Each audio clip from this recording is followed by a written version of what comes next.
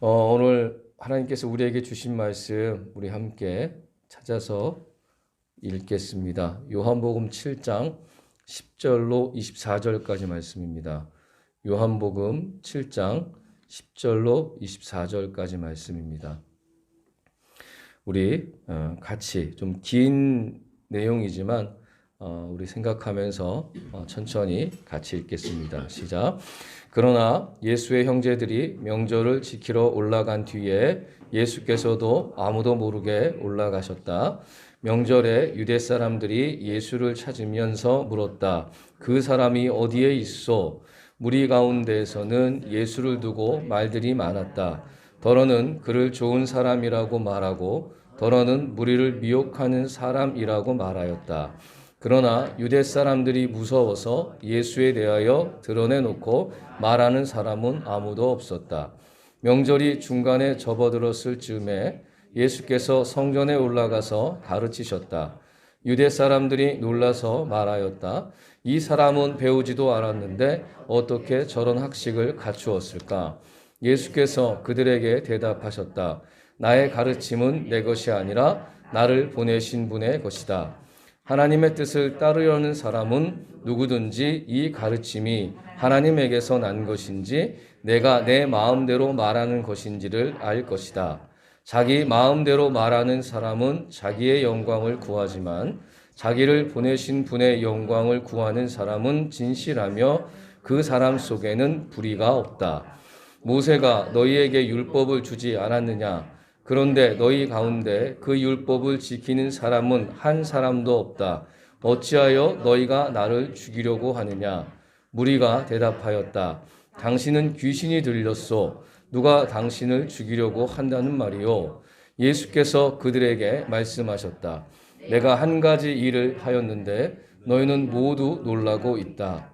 모세가 너희에게 할례법을 주었다. 사실 할례는 모세에게서 비롯한 것이 아니라 조상들에게서 비롯한 것이다. 이 때문에 너희는 안식일에도 사람에게 할례를 준다. 모세의 율법을 어기지 않으려고 사람이 안식일에도 할례를 받는데 내가 안식일에 한 사람의 몸 전체를 성하게 해 주었다고 해서 너희가 어찌하여 나에게 분개하느냐? 겉모양으로 심판하지 말고 공정한 심판을 내려라. 아멘. 오늘은 하루를 살아도라는 제목으로 하나님께서 주신 말씀을 나누려고 합니다. 여러분들 유튜브 좋아하십니까? 요즘에 유튜브를 모른다면 아마 대한민국 사람이 아니겠죠. 아니 전 세계의 사람이 아닐 것입니다. 혹은 저기 원주민들은 아마도 모르겠죠. 그러나 문명의 혜택을 받고 있는 사람들이라면 아마 유튜브를 모른다고 말하지 못할 텐데 그만큼 대중화됐고 많이 이용하고 있죠. 그 유튜브를 검색을 하다가 브라이언 박 목사님이라는 분의 간증을 잠깐 듣게 됐는데 그 제목이 참 재미있어서 봤어요. 제목이 뭐냐면 저는 돈 많고 성공한 쓰레기였습니다. 이렇게 그 목사님이 굉장히 핫하시고 또 강하시고 아주 듬직한 모습의 목사님인데 그 목사님이 이 간증을 들으면서 저도 간증물 하나를 제목을 썼죠. 저는 이렇게 썼습니다. 저는 돈 없고 성공하지 못한 쓰레기입니다. 여러분 같은 목사이지만 다른 방식의 고백을 했죠. 그러나 그 목사님과 저는 같은 길을 걷고 있어서 참 다행이라고 생각을 합니다. 같은 것을 보아도 다르게 보고 또 말하고 또 느끼고 행동을 하는 것이 사람인 것 같습니다. 같은 길인 것처럼 보이지만 전혀 다른 길로 걸어가는 사람들도 있죠. 오늘 본문 말씀에 보면 형제들과 예수님에 대한 이야기가 10절에 언급되어 있습니다. 우리 같이 읽어볼까요? 시작. 그러나 예수의 형제들이 명절을 지키러 올라간 뒤에 예수께서도 아무도 모르게 올라가셨다. 여기 보면 형제들이 명절을 지키러 올라갔다라고 되어 있습니다. 우리가 지난주에 얘기 들었던 것처럼 형제들은 예수님에게 이렇게 얘기했죠. 형님, 국회의원 출마하세요. 명예를 좀 얻으세요. 권력을 얻으세요. 사람들 앞에 형님을 좀 드러내세요. 이제 이렇게 그런데 예수님은 그렇게 하지 않으셨죠. 지금은 너희의 때니까 너희들 먼저 올라가거라. 그리고 예수님은 가지 않겠다고 하셨어요. 하지만 10절에 보면 아무도 모르게 뭐 하셨다? 올라가셨다라고 이야기하고 있어요. 형제들이 원하는 생각과 예수님의 생각은 전혀 다른 거였다는 것입니다. 여러분 요한복음 10장 10절에 보면 우리가 지금 이제 요한복음을 계속 여러분에게 꾸준히 읽으라고 제가 부탁을 드리고 있는데 계속 읽었던 분들은 아마 이 말씀을 기억하실 것 같습니다. 요한복음 10장 10절에 보면 예수님이 이 땅에 오신 이유에 대해서 짤막하게 이야기하고 계세요. 뭐라고 얘기하시냐면 나는 양으로 생명을 얻게 하고 더 풍성히 얻게 하기 위해서 이 땅에 왔다. 그뿐만 아니라 나는 양들을 위해서 내 목숨을 버리기 위해서 왔다라고 말씀하셨다는 거예요. 예수님은 자신을 드러내고 자신에게 명예가 생기고 권력이 생길 수도 있었지만 그런 거를 거부하셨다는 거예요. 자기가 온 분명한 길의 목적이 있었다는 거죠. 그런데 예수님께서 이 말씀 이후에 또 이런 말씀을 하십니다. 도둑은이라고 얘기해요. 우리 옆 사람한테 도둑이십니까? 시작. 여러분은 도둑이 되시면 안 됩니다. 이렇게 얘기하고 있어요. 도둑은 훔치고 죽이고 파괴하기 위해서 왔을 뿐만 아니라 이리가 양을 잡으러 오면 양을 그대로 두고 도망간다라고 얘기하고 있어요. 이건 거짓 선지자들을 얘기하고 있는 거예요. 결국 예수님은 그런 거짓 선지자가 아니라는 것을 분명하게 이야기하고 있다는 것이죠. 형제들과 예수님의 생각은 전혀 다르셨다는 거예요. 다르셨다는 거예요. 자기를 드러내고 이야기하는 것보다는 숨기면서 낮아짐으로 겸손함으로 섬기면서 예수님은 자신의 길을 묵묵히 걸어가고 있었다는 거죠. 우리 11절 같이 읽어볼까요? 시작. 명절에 유대 사람들이 예수를 찾으면서 물었다. 그 사람이 어디에 있어? 굉장히 편안하게 들리죠. 그리고 정말 예수님을 만나고 싶은 사람들인 것처럼 언급되어 있지만 헬러 본문에 보면 그 원어 시제를 보면 그렇지는 않다는 거예요. 이 말은 뭐냐면 여러분 예수의 형제들이 예수님을 드러내기를 원했다면 명절에 올라왔을 때 사람들이 물어보지 않았을까요? 왜 네 형 예수는 오지 않았어? 지난번에 막 사람 치료하고 고치고 막 좋은 말씀하셨던 니네 형은 왜 오지 않았어? 이렇게 얘기를 했을 것 같아요. 그런데 이 형제들은 예수 그리스도는 오지 않았다고 우리 형은 오지 않았다고 막 군중들하고 대화를 나눴겠죠. 그때 예수님을 적대시했던 유대인들이 이 유대인들은 지금으로 따지면 아마도 수사관쯤 됐던 것 같습니다. 왜요? 예수님을 빨리 잡아서 죽이려고 하는 그 사람이 어디에 있어라는 이 헬라어 시제를 보면 야, 그 사람 찾을 때까지 빨리 다녀 이거예요. 그 사람 어디 있어? 그 사람 당장 잡아와. 이 말이라는 거예요. 이 말. 결국 예수님이 드러내서 다닐 수 없었던 이유 중에 또 하나는 예수님을 잡으려고 하는 사람들이 있었기 때문이라는 거죠. 우리 12절 같이 읽어볼까요? 시작. 무리 가운데에서는 예수를 두고 말들이 많았다. 더러는 그를 좋은 사람이라고 말하고 더러는 무리를 미혹하는 사람이라고 말하였다. 여기 미혹이라는 말은 아주 무서운 말이에요. 아주 무서운 말이에요. 어떤 말이냐면 구약에 보면 점치는 사람들, 거짓 선지자, 마술사들 그러니까 사람을 미혹해 해가지고 죄를 짓게 하는 사람들 구약에는 이런 사람들을 돌로 쳐서 죽이라고 이야기하고 있죠. 또 예수님도 그렇게 얘기하고 있어요. 너만 미혹된 것이 아니라 다른 사람까지 미혹해서 끌고 들어간다면 아주 큰 벌이 있을 거라고 성경은 또 이야기하고 있다는 거예요. 결국 이 미혹하는 사람이라고 말했던 사람들은 예수님을 어떻게 보고 있냐면 바로 예수님을 거짓 선지자라고 말하는 무리들, 바로 유대인들을 이야기하고 있는 거고요. 여기 또 보면 예수님은 좋은 사람이라고 얘기하고 있어요. 왜요? 예수님은 병자를 고쳐주셨거든요. 가난한 사람들과 함께 하셨거든요. 그것을 보면서 예수님은 좋은 사람일 거야 라고 얘기하고는 있었지만 드러내놓고 예수님에 대해서 얘기할 수는 없었어요. 왜 그랬을까요? 우리 13절 같이 읽어볼까요? 시작. 그러나 유대 사람들이 무서워서 예수에 대하여 드러내놓고 말하는 사람은 아무도 없었다. 여러분들 지금 예수 믿는다고 사람들한테 얘기했을 때 여러분들을 잡아서 감옥에 가두는 시대를 살고 계시나요? 아니죠. 그러나 예수 믿는 것 때문에 모멸감은 경험할 수 있어요.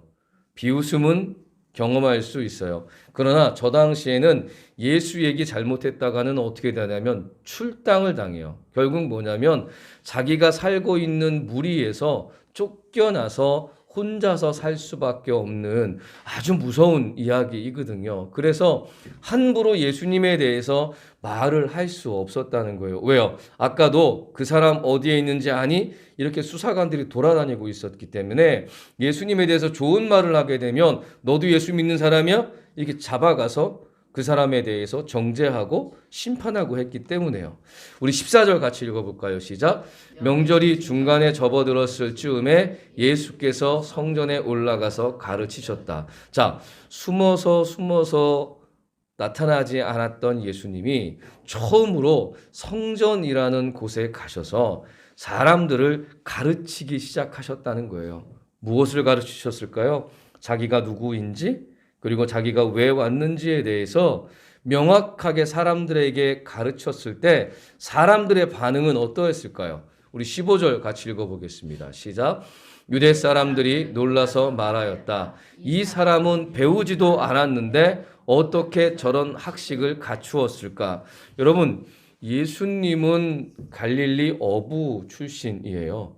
결국 명문대학을 나오신 분도 아니고 저 당시에 선생으로서 누군가를 가르치려면 아주 유명한 선생 밑에서 자기도 배움을 받아야 되는 거예요. 그리고 그 선생이 인정해줘야 가서 자기도 선생으로서 사람들을 가르칠 수 있었다는 거죠. 제가 만약에 우리 아들 이민서가 제 스승이라고 했을 때 우리 스승님한테 가서 제가 잘 배웠어요.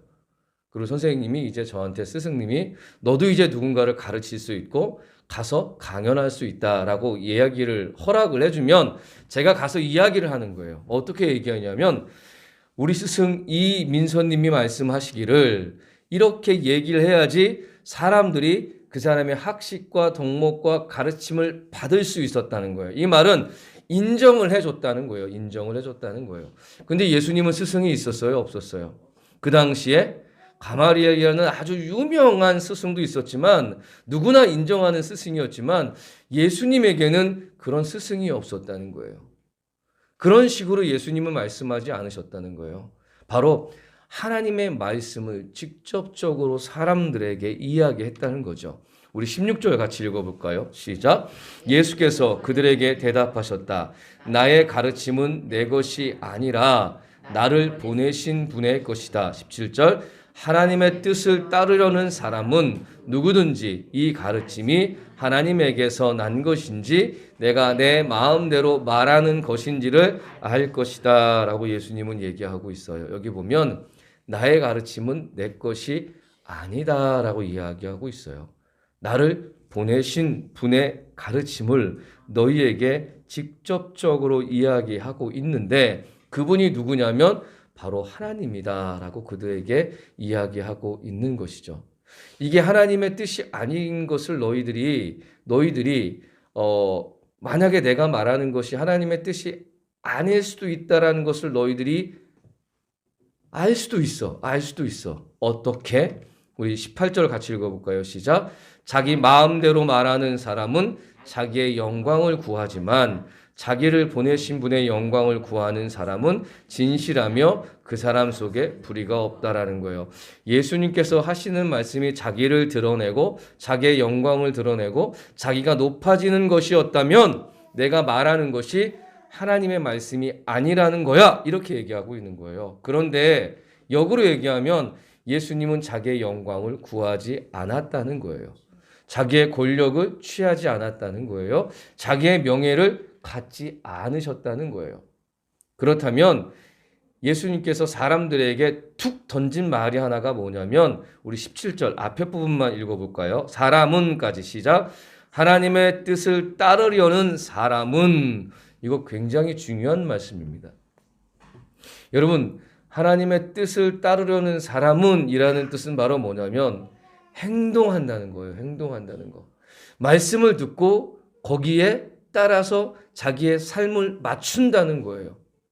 그럴 때 이 말씀이 진짜 하나님의 말씀인지 아닌지를 분별할 수 있다라는 것을 이야기하고 있는 거예요. 다시 말하면 그 당시 유대인들에게 뭐라고 말씀하신 거냐면 너희는 머리로는 하나님을 알고 있지만 온몸으로는 하나님을 알지 못하는 자들이다. 이렇게 얘기하고 있어요. 왜? 너희들의 무엇을 요구한다? 너희들은 너희들의 영광을 구한다라고 얘기하고 있다는 거예요. 예수님은 요한복음 5장 말씀에 이렇게 얘기합니다. 너희들은 서로의 영광을 구한다라고 이야기하고 있어요. 서로의 영광을 구한다. 이 말은 다른 것이 아니라 하나님께 영광을 돌리는 것이 아니라 자기들의 영광을 위해서 모든 것을 하고 있다는 것을 이야기하고 있는 거죠. 사람들에게 무언가를 뺏기 위해서, 갈취하기 위해서, 자기의 명예를 조금 더 갖기 위해서, 그리고 이야기하는 거예요. 아니, 얼마 돈이 좀 이번에 더 벌어졌다며, 이번에 어떤 자리까지 또 올라갔다며, 하나님께 영광을 돌리지 않는 거예요. 이 말은 뭐냐면 그것은 하나님이 봤을 때 분명히 죄라는 거예요. 근데 그들은 그것을 따르면 죄인지 알기 때문에 그렇게 하지 않을 텐데 하나님의 말씀을 거부하고 따르지 않았기 때문에 그게 죄인지를 모르고 하나님의 뜻을 거부하게 됐다는 거예요. 사랑하는 여러분, 하나님께서는 예수 그리스도를 통해서 무엇을 또 우리에게 말씀하고 있냐면 바로 하나님의 뜻을 따르지 않고 자기의 영광을 구하는 이들에게 한 가지 예를 들어서 분명하게 말씀을 해주세요. 너희들이 왜 거짓되었는지, 너희들이 왜 잘못되었는지 한 가지 예를 들어주세요. 분명하게. 우리 19절 같이 읽어볼까요? 시작. 모세가 너희에게 율법을 주지 않았느냐? 그런데 너희 가운데 그 율법을 지키는 사람은 한 사람도 없다. 어찌하여 너희가 나를 죽이려고 하느냐? 여러분, 이 말은 율법을 지키는 사람은 한 사람도 없다라고 지금 유대인들에게 말하는 것은 현대로 와서 해석을 한다면 너희들은 지금 예배를 드리는 게 아니야 라고 말하는 거랑 똑같은 거예요. 예배를 드리고 있지만 너희들은 예배를 드리는 게 아니야 나에게. 이거하고 똑같은 말이거든요. 왜 예수님께서는 이렇게 얘기를 하셨을까요? 그러면서 뭐라고 얘기하냐면 어찌하여 너희가 나를 죽이려고 하느냐라고 이야기하고 있다는 거예요. 여러분, 이 율법이라는 것을 어떻게 예수님께서는 그들에게 해석을 해주셨냐면 우리 22절 같이 읽어보겠습니다. 시작. 모세가 너희에게 할례법을 주었다. 사실 할례는 모세에게서 비롯한 것이 아니라 조상들에게서 비롯한 것이다. 이 때문에 너희는 안식일에도 사람에게 할례를 준다. 이 율법에는 할례를 꼭 받아야 된다는 이야기가 있어요. 그런데 이 할례는 원래 아브라함부터 됐던 건데 이 모세는 여기에 있다면 아브라함은 여기에 있었던 거예요. 그럼 여기서부터 왔던 거지만 하나님께서 이스라엘 백성들에게 율법을 줄 때 모세 율법을 줄 때 같이 줬다는 거예요. 그런데 그 당시에 사람들은 태어난 지 8일 만에 무조건 할례를 받아야 된다는 거예요. 무조건. 자, 그렇다면 여러분 원래 안식일에는 일을 하면 돼요, 안 돼요? 그 당시에 일을 하면 안 되는 거예요. 그런데 내 아이에게 할례를 하는 행위 자체도 일이라는 거예요. 일이라는 거. 그러면 할례를 주면 안 되는 거예요. 왜? 태어난 지 8일째 되는 날이 주일이라고 생각해 봅시다. 주일이라고 생각하면 내 아들에게 할례를 주면 돼요? 안 돼요? 할례를 주면 안 되는 거예요. 왜? 일을 하는 거니까. 그런데 그들은 또 율법을 지키기 위해서 율법을 어겨가면서 할례를 줘요. 하나님께서 뭐라고? 지금 주님께서 그렇게 얘기를 하고 계시는 거예요. 너희들은 태어난 지 8일 만에 너희들의 아기에게, 너희의 자녀에게 안식일에 할례를 행하잖아. 왜? 율법을 지킨다는 명목으로. 그런데 내가 한 행위를 한번 잘 생각해 봐. 예수인 내가 안식일에 했던 일이 무엇이었니? 38년 동안 병들어 고통당했던 사람, 사람들과 어울리지도 못했던 사람, 철저하게 낙심하고 낭망하고 어쩌면 이제 곧 자살까지도 생각할 수 있었던 그 사람을 만나서 그 사람의 몸 전체를 치료해 줬던 내가 잘못한 거라고 안식일에? 이렇게 지금 질문을 던지고 있는 거예요. 이런 내가 살인자로 너희들한테 죽음을 당해야 된다고? 그러면 너희들을 다 죽어야 되는 거야? 이렇게 얘기하고 있는 거예요. 왜? 그들도 안식일을 지키지 않았기 때문에 그렇다는 거예요. 여러분, 이 이야기는 무엇일까요? 예수님께서 이렇게 얘기하는 거죠. 너희들은 율법을 가르치고 있어. 그리고 율법도 가지고 있어.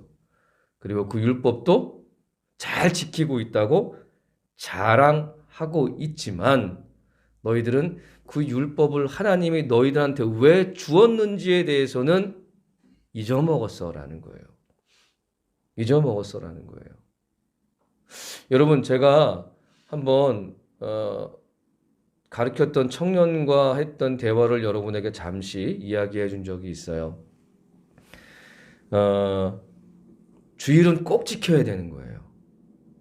이 청년은 태어났을 때부터 크리스찬이었어요. 참 재미있는 얘기긴 하지만 크리스찬일 수가 없지만 모태신앙으로 엄마 뱃속에서부터 교회를 다녔고 주일날은 절대로 다른 거 하면 안 되는 거예요.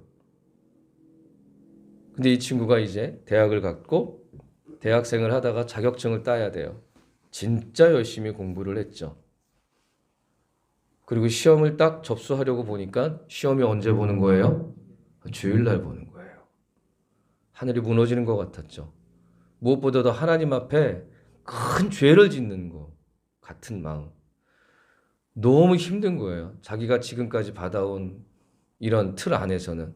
저를 찾아온 거예요. 전사님, 저 시험 봐야 되는데 어떡하죠? 제가 뭐라고 했을까요? 예배 드리지 말고 가서 시험 보고 오렴 이렇게 얘기했죠. 여러분, 안식일을 하나님께서 우리에게 주신 목적이 무엇인지 분명하다면 이 답은 분명한 거예요. 조금 심하게 얘기하면 주일을 언제 지키느냐가 중요한 게 아니라는 거예요. 우리는 율법의 틀에 박혀버리면 이것은 지키는 것 같지만 다른 거는 하나도 안 지키면서 이것만을 강조하는 사람들. 또 자기의 이것을 하기 위해서는 다른 율법까지 또 몰래 어겨가면서 이거 한다고 얘기하는 사람들. 이것은 자기의 영광을 드러내기 위한 거라는 거예요. 여러분, 헷갈릴 때가 있어요. 헷갈릴 때가 있어요. 이 사람이 진짜 선지자인지? 이 사람이 진짜 바른 목사인지? 지금은 잘 보여지진 않아요. 그러나 잘 보세요, 여러분. 그가 누구의 영광을 구하고 있는 것인지. 그가 정말 말하고 있는 그 대상이 하나님의 영광을 드러내기 위한, 그분을 위한 이야기인지 아니면 자기 자신의 영광, 자기를 드러내기 위한 것인지. 그리고 그 뒤를 보세요. 그 사람이 가지고 있는 것이 무엇인지.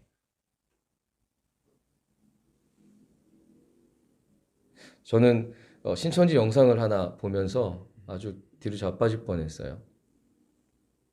전도하라고 막 강요하더라고요. 전도는 그리스도인들이 행해야 될 권리이자 의무예요. 당연히 해야 되는 거예요. 예수 그리스도의 참 사랑과 은혜를 경험했다면 그 죄 씻음에 대한 은혜가 분명히 내 안에 있다면 누군가를 살리고자 하는 것은 당연한 거예요. 당연한 거. 근데 전도하라고 막 얘기하더라고요. 그리고 전도하지 않으면 뭐 내야 된다? 벌금 내라고 하더라고요. 한 사람당 전도하지 못하면 100만 원? 실제로 카드까지 긁었다고 하더라고요. 그걸로. 그리고 더 놀라운 건그 신천지 그 교주 되시는 그분께서 자기가 가장 전도를 많이 했다고 엄청난 상금을 자기가 받아가셨다고 하더라고요. 여러분, 자기의 영광을 구하는 사람들, 하나님의 영광인 것 같지만 헷갈리는 것 같지만 우리는 분명히 분별할 수 있다는 거예요. 분별할 수 있다는 거예요. 누가 진짜인지 누가 가짜인지를. 오늘 예수 그리스도께서는 이 말씀을 통해서 진짜와 가짜를 분별해 줄 뿐만 아니라 진짜를 믿어야 하는 우리에게 진실을 보여주고 있는 거죠. 머리로만 아는 지식이 아니라 아주 어린 작은 아이 같은 심정으로 단 하나라도 예수님의 말씀을 지키려고 하는 그 아이, 그 마음이 진짜 예수님이 원하는 사람, 또 예수님의 제자라는 거죠. 우리 23절 같이 읽어보겠습니다. 시작. 모세의 율법을 어기지 않으려고 사람이 안식일에도 할례를 받는데 내가 안식일에 한 사람의 몸 전체를 성하게 해 주었다고 해서 너희가 어찌하여 나에게 분개하느냐. 24절. 겉모양으로 심판하지 말고 공정한 무엇을 하라? 예, 여기 겉모양은 외모를 이야기하는 것이 아니에요. 자꾸 잘못해 버리면 사람의 외모를 가지고 판단한다 이렇게 얘기하는데 여기서 이 겉모양은 다른 것이 아니라 너희들이 만든 율법의 규정, 율법에 따르는 방식들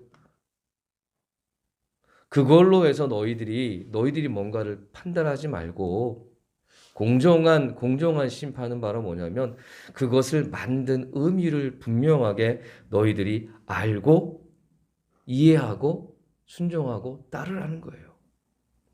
예수님은 안식일을 범한 죄로 살인죄에 해당하는 지적을 당하신 거예요. 안식일에 사람을 고쳤다고, 치유하셨다고.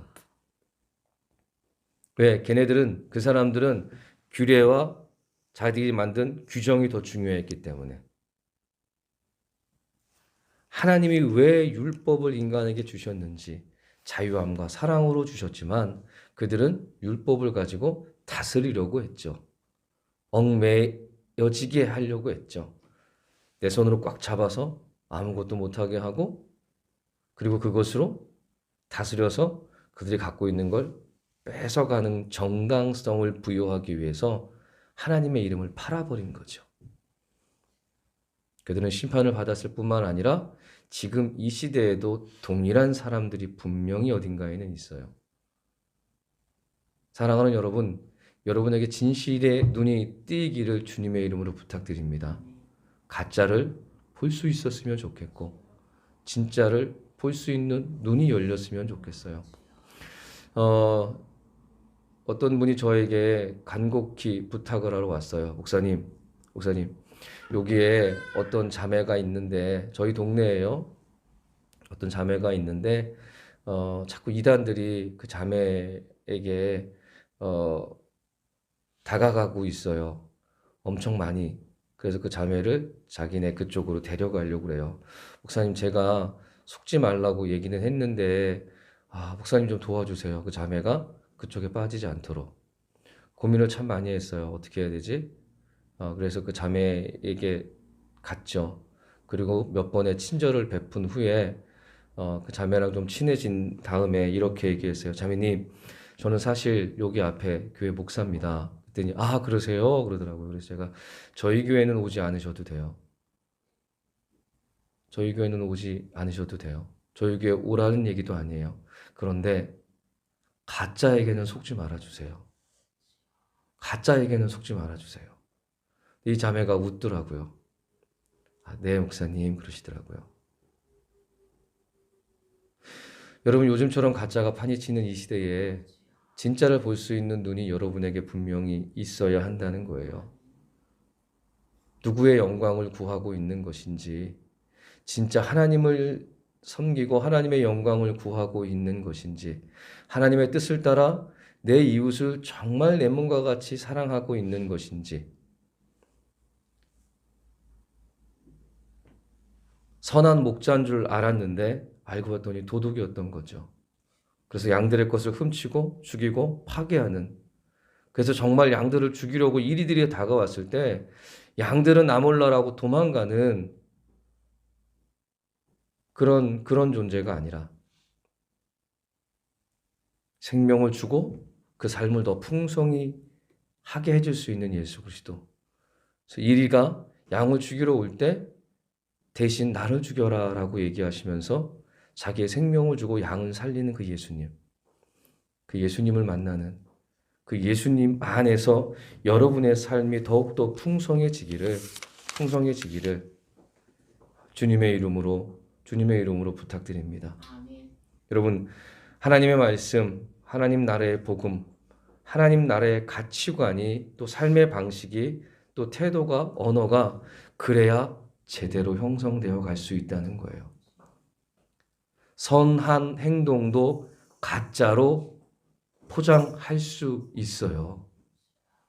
아무리 선한 행동으로 여러분에게 다가오는 그 누구도 그 내면에는 그 선을 가장해서 여러분의 것을 훔치고 죽이고 여러분을 죽음으로 몰아가기 위한 가면을 쓰고 있는 건지도 모른다는 거예요. 예수 그리스도를 만나십시오. 예수 그리스도 안에서 진짜 예수를 볼 수 있는 눈을 여십시오. 왜요? 진짜 예수를 볼 수 있는 사람은 아까도 우리가 읽었던 것처럼 하나님의 뜻을 따르려는 자, 결국 예수 안에서 예수를 봐야 진짜 예수를 만날 수 있다는 겁니다. 여러분, 그런 삶이 복된 삶이고, 그런 삶이 하루를 살더라도 하나님 앞에 섰을 때 칭찬 들을 수 있는 귀한 삶입니다. 하루를 살아도, 아주 어린 아이와 같은 삶을 살아도 순수함으로 단 한 가지라도 예수님의 뜻을 깨닫고 그 뜻에 순종하며 삶으로 살아낼 수 있는 그런 은혜에 충만한 삶을 살기를 주님의 이름으로 축복하며 부탁합니다. 같이 기도하겠습니다. 우리 조용히 기도합시다. 주님, 가짜가 많은 이 시대에 진짜 예수님을 만나고 진짜 예수님의 삶을 본받아 살아가게 하여 주시옵소서.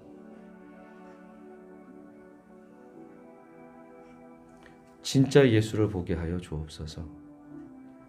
그리고 진짜 예수님의 마음이 내 안에 들어오게 하여 주옵소서. 내 삶에 들어오게 하여 주시옵소서. 우리 같이 기도하겠습니다. 아버지 하나님, 가짜처럼 보이는, 진짜인데도 가짜라고 말하고 가짜인데도 진짜라고 말하는 도저히 분별하기 힘든 이 시대를 살아가고 있는 우리들입니다. 하나님, 진짜를 보려면 진짜를 만나야 합니다. 그래야 진짜가 무엇인지 압니다. 예수님을 만나는 은혜를 주옵소서. 진짜 예수님을 만나는 은혜를 허락하여 주셔서 하나님, 예수라고 주장하는, 구원자라고 주장하는 하나님, 그런 모든 거짓에서 하나님 분별하여 진짜를 선택할 수 있는, 진짜를 볼 수 있는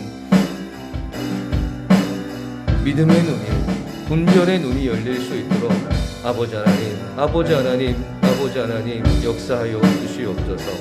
하나님, 가짜가 많은 이 시대에 진짜를 보고 진짜처럼 살아갈 수 있는 은혜의 삶을 살아갈 수 있도록 하나님 역사하여 주셔서 하나님, 하루를 살아도 주님께 칭찬 듣고, 하루를 살아도 내 영과 내 마음과 내 삶이 하나님 주님 안에 뿌듯한 은혜의 기쁨을 누리며 살 수 있도록 아버지 하나님 축복하여 주시옵소서.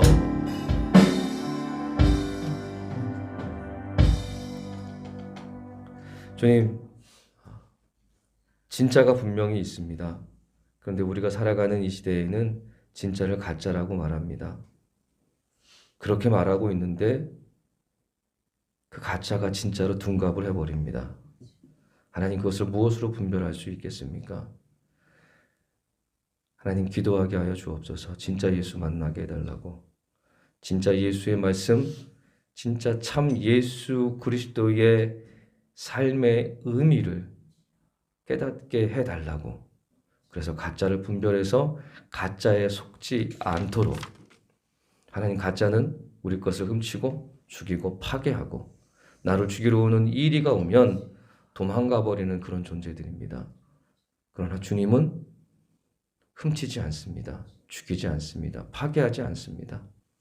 채우고 넘치도록 채워주실 뿐만 아니라 생명을 얻게 하신다고 하셨을 뿐만 아니라 이리가 우리를 죽이러 올 때 자기 목숨을 아낌없이 내어 주신다고 약속하여 주셨습니다. 이 참 선한 목자를 만나 기쁨과 평안의 삶을 누리는 우리가 되게 하여 주시옵소서. 하루를 살아도 그렇게 살게 하여 주옵소서. 예수님의 이름으로 기도합니다. 아멘. 할렐루야. 우리 이 시간 함께 찬양하면서 하나님 앞에 귀한 예물 드리겠습니다. 내가 주인 삼은 모든 것 내려놓고 함께 찬양하겠습니다.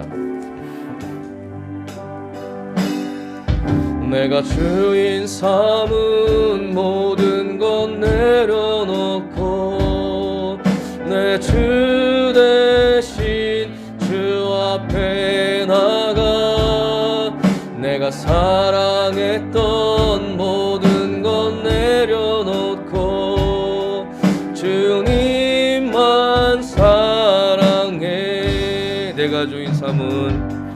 내가 주인 삼은 모든 것 내려놓고 내 주 대신 주 앞에 나가 내가 사랑했던 모든 것 내려놓고 주님만 사랑해.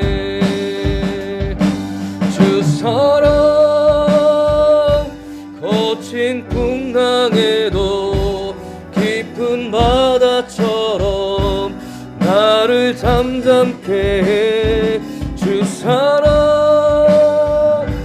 내 영혼의 반석 그 사랑 위에 서리. 한 번 더 찬양합시다. 내가 주인 삼은 모든 것 내려놓고 내 주 대신 주 앞에 나가 내가 사랑했던 모든 것 내려놓고 주님만 사랑해.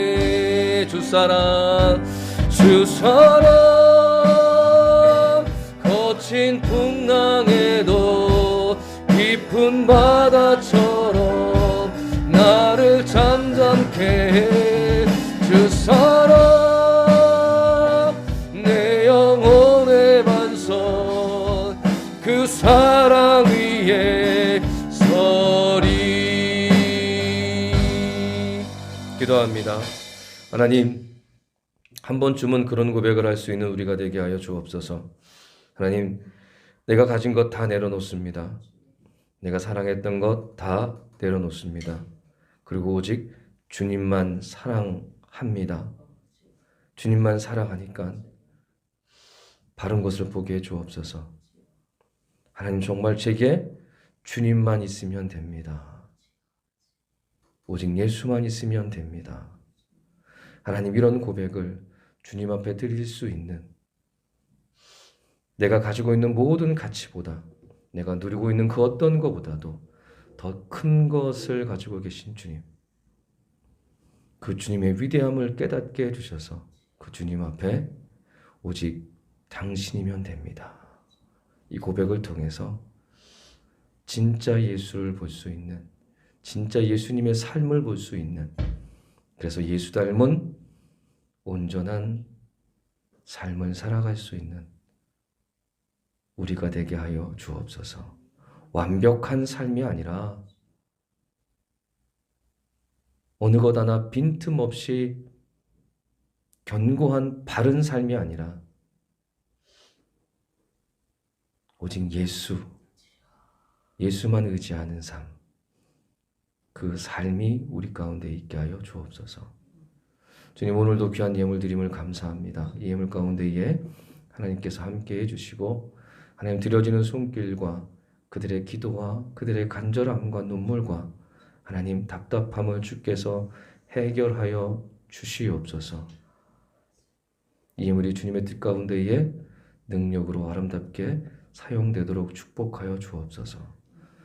이제는 우리 주 예수 그리스도의 은혜와 하나님의 무한하신 사랑과 성령의 내주 교통하심이 오늘 이 말씀 가운데에 주님 바라보기를 소원하는 모든 주의 자녀들 가운데에 이제로부터 영원까지 함께해 주시기를 예수님의 이름으로 축원하옵나이다.